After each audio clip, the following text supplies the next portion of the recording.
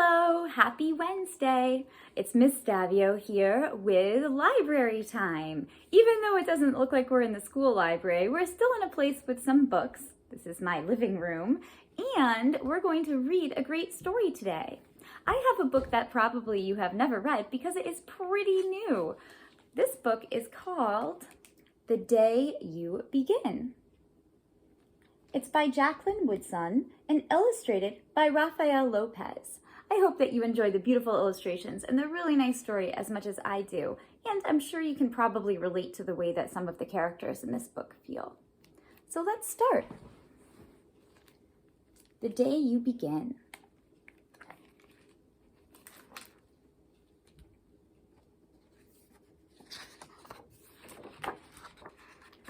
For Sia, Nell, and Josie, to Santiago, Moon Whisperer.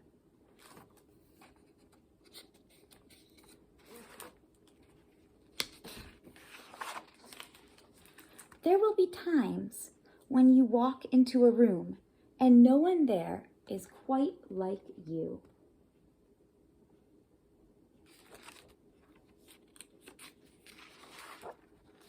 Maybe it will be the skin, your clothes, or the curl of your hair.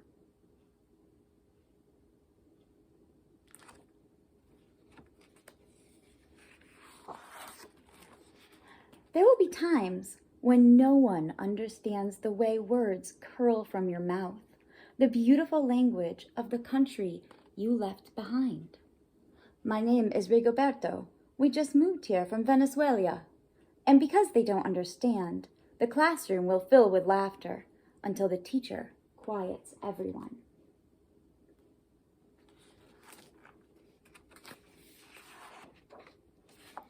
Rigoberto from Venezuela, your teacher says, so soft and beautifully that your name and homeland sound like flowers blooming, the first bright notes of a song.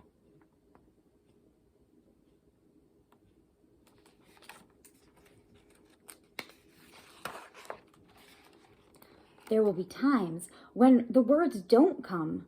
Your own voice, once huge, now smaller. When the teacher asks, "What did you do last summer? Tell the class your story." "We went to France," Chila says. "These shells came from a beach in Maine." A boy named Jonathan holds out a jar filled with tiny shells, so fragile they look like they'll turn to dust in your own untraveled hands. "My whole family went to India, Spain, South Carolina." Each souvenir a small triumph of a journey, their travels going on and on.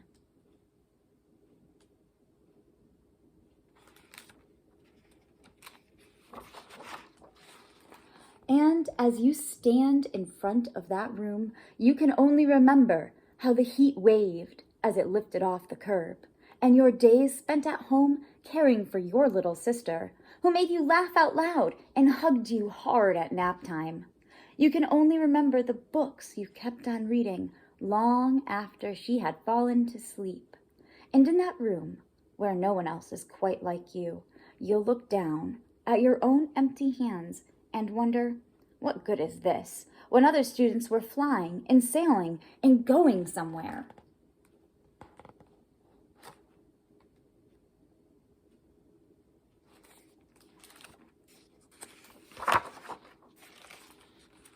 There will be times when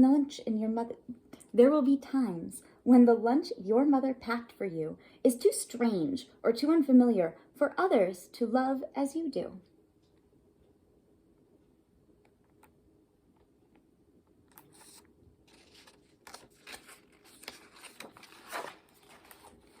When even your own friend Naja will wrinkle her nose and say, "What's in there anyway?" And you'll wonder how she doesn't see the rice beneath the meat in kimchi. You'll wonder why she doesn't remember that rice is the most popular food in the world.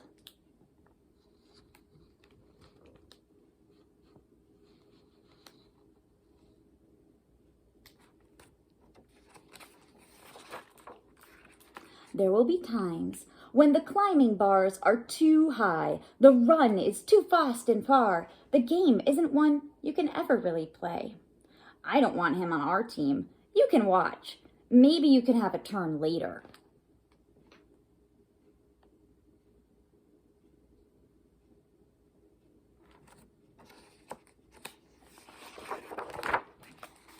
There will be times when the world feels like a place that you're standing all the way outside of.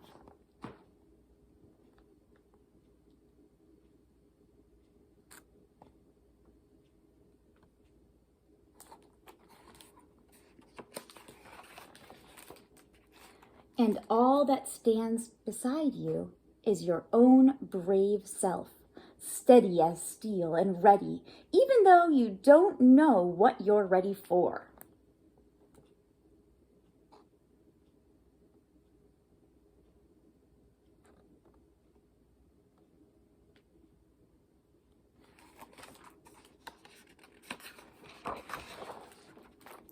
There will be times when you walk into a room and no one there is quite like you until the day you begin to share your stories. My name is Angelina, and I spent my whole summer with my little sister, you tell the class, your voice stronger than it was a minute ago, reading books and telling stories. And even though we were right on our block, it was like we got to go everywhere.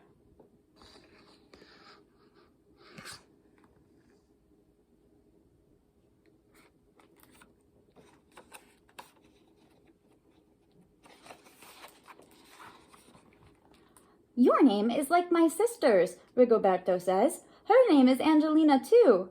And all at once, in the room where no one else is quite like you, the world opens up a little wider to make some space for you.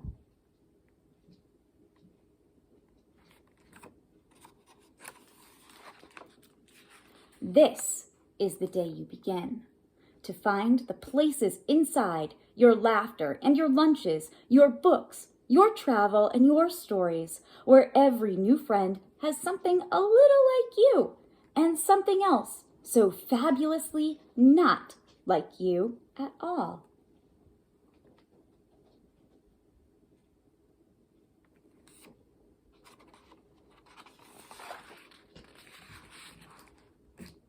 The end. But I like to think that is a wonderful beginning. So I really love this story for quite a few reasons. First of all, it has really great artwork with lots of colors and illustrations that show transformation of people and ideas and places in really neat ways, especially that picture that has the boy looking in the water with the book. I love the transformation that's happening here. Right? We can see two different things at once. But I think the book is about the transformation of not just the pictures, but also the idea that when you're beginning something, you're not really sure how you fit in. And especially this year when we're beginning in a different way, we aren't doing the same things we normally do, and we're not beginning the same way we normally do. So it's really hard for us to figure out where we fit in. And we also had a really strange summer, right? Where we didn't get to go to some of the places that maybe we normally do.